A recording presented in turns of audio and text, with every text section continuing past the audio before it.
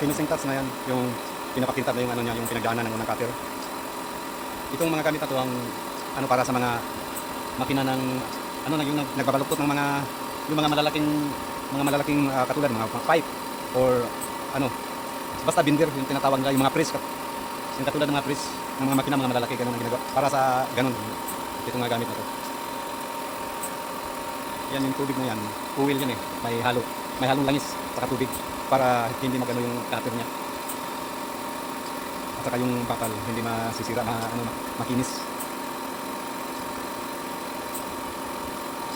Ito yung CNC machine. Ito yung monitor niya.